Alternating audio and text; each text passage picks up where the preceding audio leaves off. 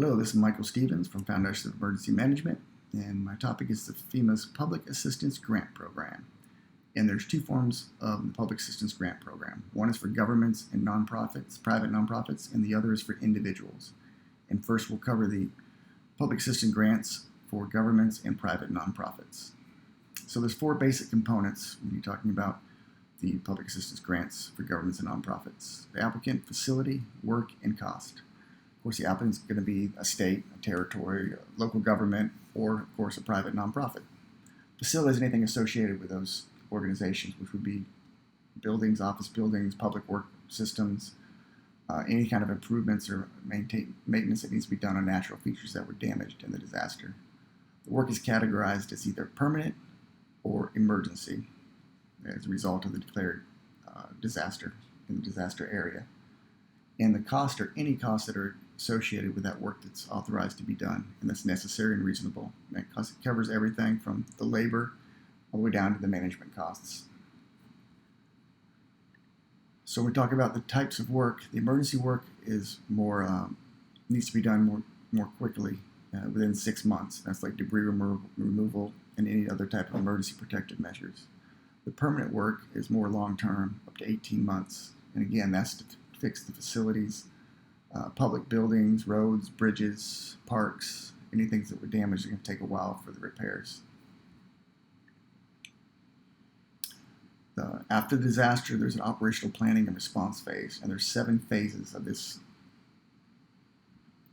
First will be the applicant coordination evaluation. So FEMA is supposed to come out, start engaging with potential applicants, and have them register in the Public Assistance Grants portal and submit a request for assistance.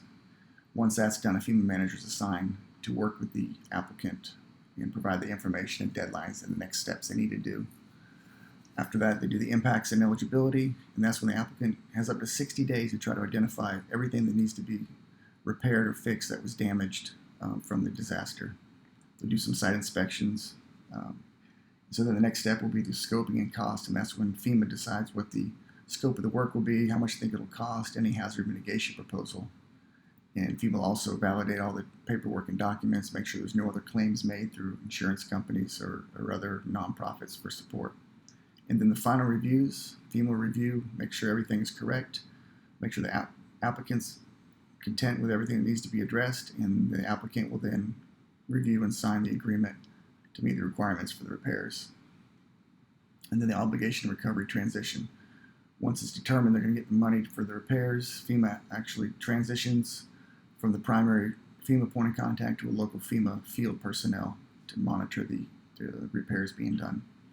Post-award monitoring and amendments, that's when the applicant recipient provides updates for FEMA on the progress of the work being done. And once it's determined all the work is done, they do the final reconciliation and they do the closeout, and the application is completely closed out at that point. Everything has been satisfied with the repairs, both with FEMA and with the applicant. Now, there is issues with FEMA when we start talking about the individual grant program. It's been shown there's been racial inequalities, economic inequalities based on your income. Homeowners versus renters. It's shown that homeowners get a larger benefit because they're homeowners as opposed to a renter. And it's also been shown that white residents gain wealth and black residents actually lose wealth after a disaster. And I think we've seen this time and again, the inequalities. We're talking about the age, education, income, race, ethnicity, and the effects of communication and response before, during, and after a disaster. And I think a great example of that is Hurricane Katrina that we studied in class. Again, the process is pretty lengthy, and it's also been shown that wealthy areas are given more money and better low-interest loans. A lot of that's based because usually they have better credit because they have a higher income. But it's also been shown 85% of the time in the voluntary buyout program that they go to the whites and non-Hispanics.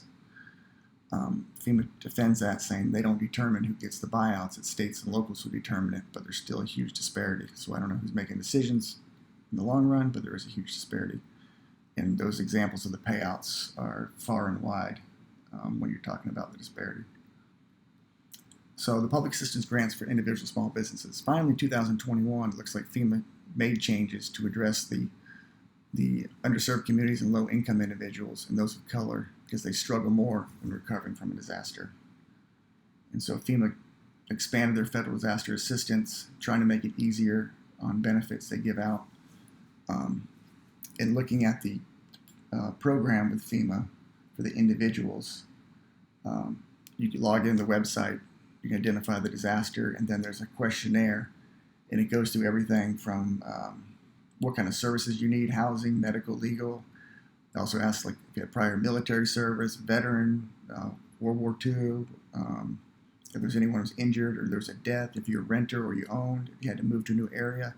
And then it gives you a list of benefits that you're eligible for, and there's a whole list of eligible benefits depending on how you answer all these questions. And it also provides different benefits or different ways to assist you, even down to like changing your mailing address if you had to relocate to a new facility, a new home.